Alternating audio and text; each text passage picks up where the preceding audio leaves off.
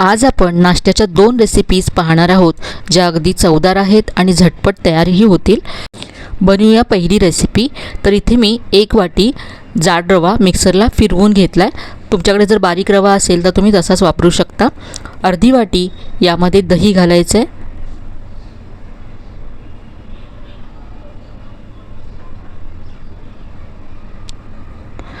अर्धी वाटीच यामध्ये मी पाणी घालते. मिक्स करायचं आहे.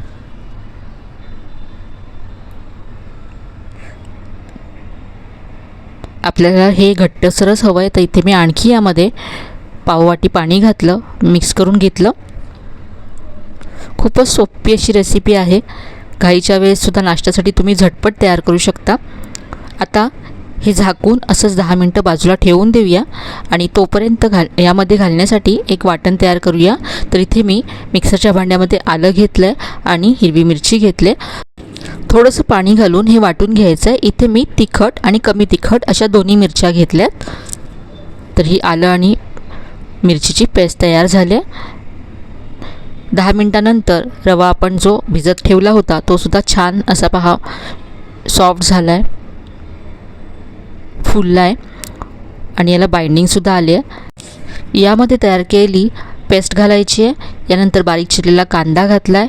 1 गाजर किसून यामध्ये घातलं. यानंतर भरपूर कोथिंबीर घातली आहे. कढीपत्ता अगदी बारीक चिरून घालायचा आहे. अर्धा चमचा जिरं घातलं आहे. चवीप्रमाणे मीठ घातलं. आता हे सगळं मिक्स करूया.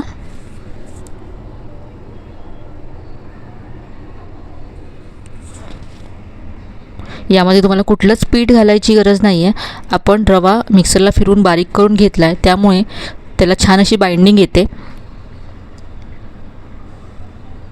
तर आज आपण रव्याचं थालीपीठ बनवतो आहे. अगदी सोपी, झटपट, मस्त अशी चवदार रेसिपी आहे. तर हे पहा, हे तयार आहे मिश्रण. आता आपण याचं थालीपीठ थापूया. तिथे मी ओलं कापड घेतलं आहे. यावरती असा एक गोळा ठेवायचा आणि हाताने असं थालीपीठ थापून घ्यायचं आहे. तर जास्त पातळ करायचं नाही आहे.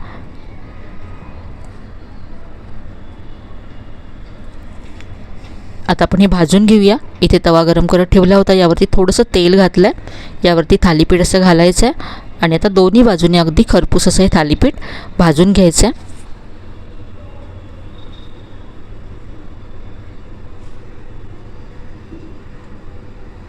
कुठल्याही चटणीबरोबर खूप छान लागतं हे. आणि चटणी नसेल तर तुम्ही टोमॅटो केचपबरोबर सुद्धा हे सर्व करू शकता. मुलांच्या टिफिनसाठी घाईत काय बनवावं कळत नसेल तर तुम्ही झटपट ही रेसिपी तयार करू शकता. अगदी 10 मिनटामध्ये तयार होईल. तर ही होती आपली झटपट तयार होणारी पौष्टिक, चवदार अशी नाश्त्याची पहिली रेसिपी. आता बनवूया दुसरी रेसिपी. तर इथे मी अर्धा कप मूग घेतले. 2 ते 3 वेळा स्वच्छ धुवून घेतल्यानंतर हे मी पाणी घालून 4 तास भिजत घालून ठेवले होते. आता हे वाटून घ्यायचे. तर हे जास्त आहे, 2 बॅचेसमध्ये मी हे वाटून घेणार आहे. अर्धं मी इथे काढून घेतलं मिक्सरच्या भांड्यामध्ये. यामध्ये 2 पाकळ्या लसूण, थोडंसं आलं, 1 हिरवी मिरची घातल्या. याबरोबरच 2 चमचे दही घालायचं आहे. पाणी अजिबात न घालता आपल्याला हे थोडंसं रवाळसं वाटून घ्यायचं आहे. तिथे मी सगळं मूग पहा वाटून घेतलेत. अगदी बारीक करायचं नाही आहे, असं घट्टसरच आपल्याला हे हवं आहे. आता इथे पाव वाटी यामध्ये रवा घालायचा आहे. बारीक चिरलेला कांदा घातला, जिरं घातले अर्धा चमचा सफेद तीळ घातले. याबरोबरच यामध्ये टोमॅटो घातला मी. तुमच्याकडे गाजर, शिमला मिरची असेल तर तेसुद्धा तुम्ही घालू शकता. इथे सगळं मिक्स करून हे 10 मिनटं असंच बाजूला ठेवून द्यायचं आहे. म्हणजे यामध्ये जो रवा आहे तो छान फुलेल. तर 10 मिनटं झाले आहेत. हे मिश्रण आता तयार आहे. आधीपेक्षा घट्ट झालं आहे. यामध्ये मी मीठ घातलं नव्हतं, तिथे चवीप्रमाणे मीठ घातलं आहे.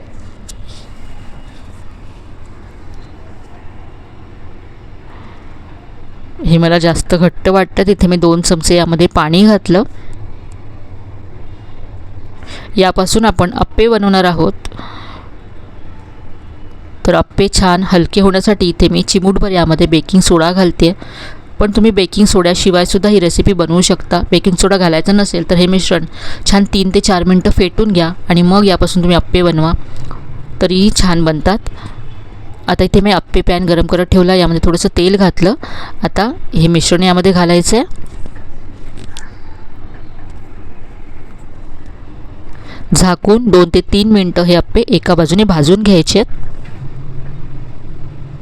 इथे 3 मिनटं झाले आहेत, पाहू शकता अप्पे छान असे फुलले आहेत. उलटून घेऊया, रंगसुद्धा खूप मस्त आला आहे.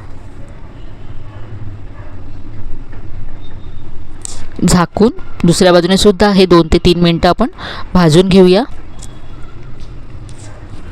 दोन्ही बाजूने छान खरपूस असे अप्पे तयार झाले आहेत. सकाळी जर तुम्हाला हा नाश्ता बनवायचा असेल तर मूग रात्रभर भिजत घालून सकाळी तुम्ही बनवू शकता. मुलांच्या टिफिनसाठी सुद्धा मस्त रेसिपी आहे. सोडा घालायचा नसेल तर सोड्याशिवाय सुद्धा खूप छान अप्पे तयार होतात. आता अप्प्यांबरोबर खाण्यासाठी इथे मी चटणीसुद्धा बनवते. 1 वाटी ओलं खोबरं, 1 चमचा चणे किंवा डाळवं, थोडीशी चिंच, थोडंसं आलं घेतलं आहे, हिरवी मिरची घातली, चवीप्रमाणे मीठ घातलं आणि पाणी घालून चटणी वाटून घेतले.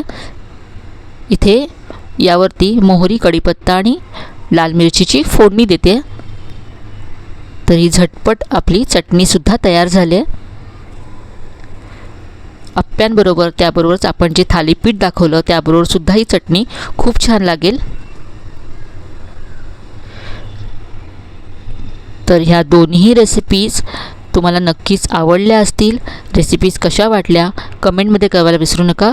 यातली कुठली रेसिपी तुम्हाला सगळ्यात जास्त आवडली ते सुद्धा नक्की कळवा. रेसिपीज आवडल्या असतील तर व्हिडिओला लाईक करा, शेअर करा. चॅनलला अजून सबस्क्राईब केलं नसेल तर नक्की सबस्क्राईब करा. चला तर पुन्हा भेटूया अशाच छान छान आणि नवीन नवीन रेसिपीसह. तोपर्यंत धन्यवाद.